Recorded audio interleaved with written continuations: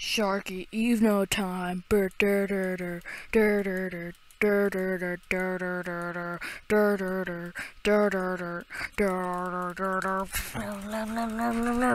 Error.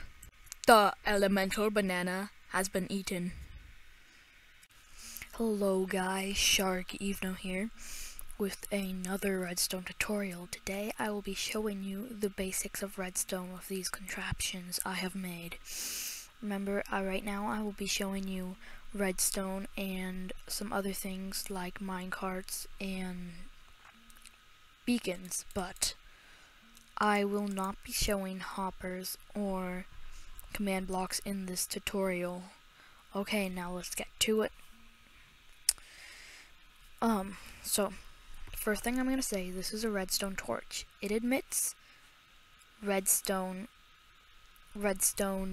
like activity as few other things do, but this here will make redstone, any redstone signal will make redstone go on redstone that you just put on the ground for 15 blocks. The 16th block is turned off.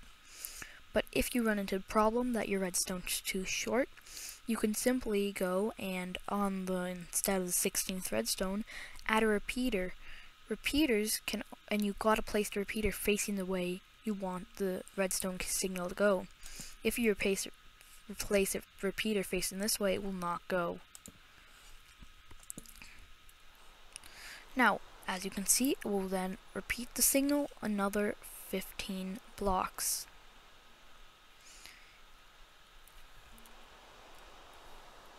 Okay.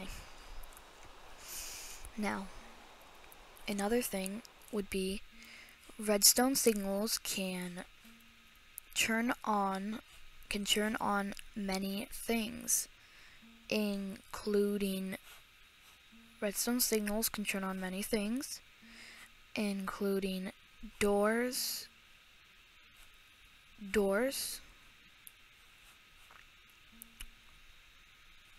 pistons, trapdoors, and many other things. It will also start TNT. It will ignite TNT if redstone is touching TNT, which I showed here, but I found out that it destroyed a lot of my stuff, so I'm not doing that anymore. Okay. So, as you see here, these are called a redstone torch, which always makes a signal unless you do this one thing, which is later in the tutorial. Pressure plates make a signal once you step on them. These two pressure plates make a signal if an item is thrown on them. Depending on the weight of the item, I do think it makes a difference. Depending on the weight of the item, I do think it does make a difference. Sorry, I have a mouse glitch. I do think it does make a difference how strong the current is. As you see here, never mind, I'm not correct on that. But anyways, there are also two other options. The options would be a redstone block, as is shown over there, and these, which temporarily turn it on. Buttons turn on redstone for once, I think it's 1 second. Yes, buttons turn on redstone for 1 second while they're pushed. If you push them like this, it will turn off for 0.1 seconds. Now, these buttons, it works on any block, and they're repeating. This makes this block have an active signal, so it pulses a signal to this. Now, these are levers. They give this block an active signal when they're flipped one way. As you see, if you have more than, when they're flipped one way, they turn on the redstone. When off, they do not turn on the redstone. As you can see, if you have more than one, any single one of the levers can change the redstone. As you can see, it is not exactly a pattern. Once it is on, you must have all off, because levers turn it on and they repeat the signal. Each is a signal, so it will not be off unless all the levers on the block are on. Also, levers work like this. They can turn a redstone torch on and off. Remember though, all buttons and levers must be off for a block not to have a current. The next thing here has to do with the same logic. As you see here, some of these redstone torches are off. If redstone torches are on a block with a signal, they will automatically turn off. So, as you see, this redstone torch is giving this block a signal, turning these redstone torches off. This redstone torch is turning this one off also, because it is giving a signal to that block. This can be useful if you want a hole to be closed, but when someone steps on a pressure plate, it's to be opened and they fall in.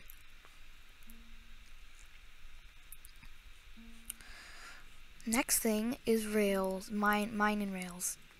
There are 3 types of rails, 4 types. These, I don't know what they're called. Detector rails, I think. Those rails, and these power rails, normal rails, and one other type. Power rails are powered by any redstone current. When a heart goes over a turned off power rail, it will stop. If it's on a turned on power rail, it will accelerate. Regular rails are just used normally. This is a minecart which goes on the rails. Regular rails only give momentum when going downhill, and will start slowing down when it's sideways, or when it is going up, it will slow down at an increased speed. This here is using the use of a minecart. Minecarts will bounce off blocks if they hit them. They'll bounce back and forth. As you see here, it would normally just stop. They will bounce and stop, but unless there's a power rail, they will not continue moving. I think they do bounce a little bit though, like I said. Then, power rails are signaled by these 2 torches, giving it a signal so it is powered. Also, this is a detector rail. When a minecart runs over the detector rail, it turns on the redstone signal here or here. This redstone signal then turns on a note block which makes sound. I turned down my volume so you cannot hear the sound. Next I show you detector rails can churn regular rails that are churned. See this rail that is churned that is going around a corner? Whenever it lands on a detector rail, the signal churns it. So if you give a signal to a bent rail, the bent rail will then switch. But also, bent rails can only become bent rails if they are regular rails. Power rails, or what are they called? I just said them. Or detector rails will not churn. Now here, as you see, this is also turned on by a redstone signal. I can churn it whenever I want to, which can be very useful for trolling your friends. Next thing here is how to make a basic clock of redstone. You can make the basic clock by redstone with a 5x5 square. You make the edges with redstone. Make the edges with redstone. Make the edges of redstone and the middle with repeaters. This is how you start a thing. As you see, this would be off just like this. I needed to have it turn off. There we go. It will start out looking like this. you will place one side of a redstone torch. Remove the redstone torch and quickly replace it with redstone. So, but not too quickly, because after about 1 second, replace it with too late. So, give it a second. So, take the redstone torch, give it like a half a second, and you will get a repeating signal. So, you can change this repeating signal by right-clicking the repeaters, which slows or speeds up the signal. As seen here, you can change the signal, the speed of the signal, as you look here. I think each tick changes it by 0.1 seconds. So, if you turn it off here, as you see, it takes a little bit to turn off the other one. Now, I did change it, so this is at minimum. It still takes 0.1 seconds to go over the redstone repeater. As you see, it takes about,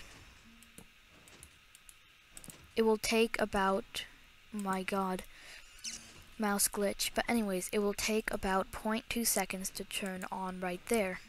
Now, each click is a 0.2 second, remember? 1, 2, 3, 4, 5, 6.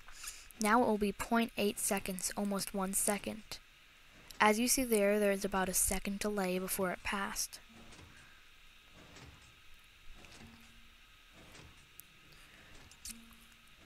Next part of what I am doing will be using daylight sensors. Daylight sensors are turned on and given a signal when they have sunlight. So if you set the time /set time for time set for, it will turn to day and turn it on. Now it will turn on the light. As you may be thinking, why do you need a light in the day? But as I told you before, you can use the same trick. This will activate this block, which is then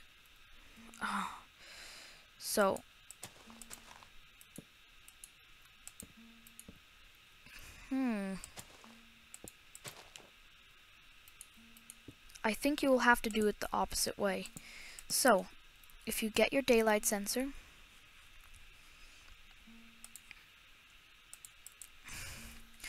you will then take this block. It will power this.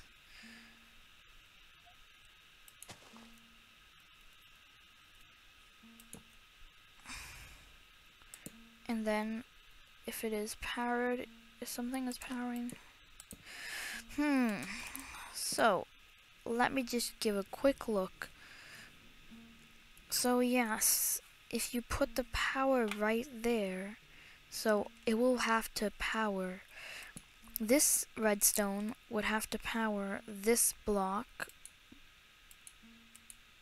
Oh, they added a new update. You can then switch by right-clicking. You can switch a daylight sensor to a nighttime sensor. So not all my shenanigans. Ignore what I was doing. You can right-click and switch it to a nighttime sensor. They changed that. And during the daytime, it will turn this on. But if it's a nighttime sensor, it will not turn it on. Instead, if you do // set 1800, it will turn it on. Now, if we go back to this, it will turn it off, making it's a very useful function. Though I don't know, it is a little bit glitchy. The nighttime sensor is a little bit glitchy, so yes, I'd recommend using the daylight sensor and changing it the way I did with the torches. Another thing you can do is use your hoppers. Hoppers are used by, if you throw things, it will convert them down and down through another hopper into a chest or whatever you use. So if you look here, I throw this in and it stays there. But if you connect the hoppers like I did here, I will connect it to there and then throw it in there. You can then see it soon appear at the bottom. It will move the thing you threw in, which can be very useful. As you see here, this is a redstone block. A redstone block is a current which will turn on anything. Levers or anything cannot overpower a redstone block, so if you have a redstone block, it will turn on anything which is in a radius touching it, which is in some way touching it. Now, for a grand finale, I will show you how to turn on TNT.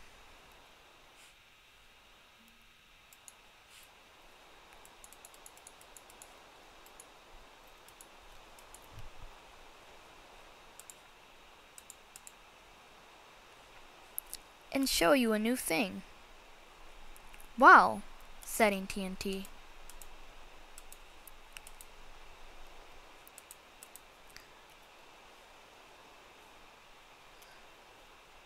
Okay. Then we have that, and we will have a dispenser. So, two new things. You can make a tripwire, which is the best technique to make a redstone activator. All you must do is do this and then place string on the ground.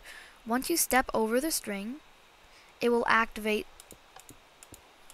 When you step over the string, it will activate one of these.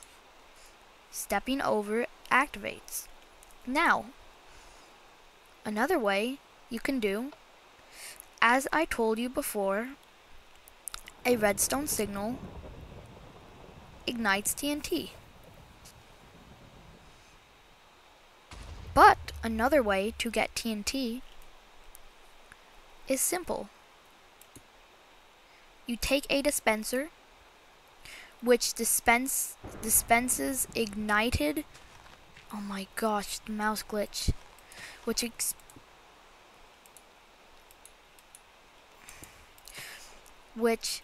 expenses ignited things or something. If the potion is dispensed, the potion will use its ability. If an arrow is dispensed, it will use its ability. As you see here, arrows,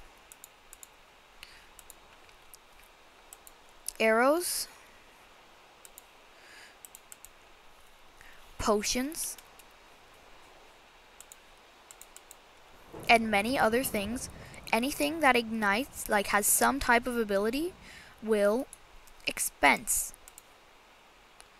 As you see here, including fire charges. As you see here, it will go out and use its ability. Another thing that also expenses is TNT. This is very useful for trapping players with TNT or potions. You also have another thing called the dropper. The dropper will just drop the items in it on the ground whenever it is ignited. So it can be useful for giving people stuff. So as you see here, we have that. And we have that. This here will ignite and drop out what is using. But it will shoot out. It will shoot out if it is a dispenser.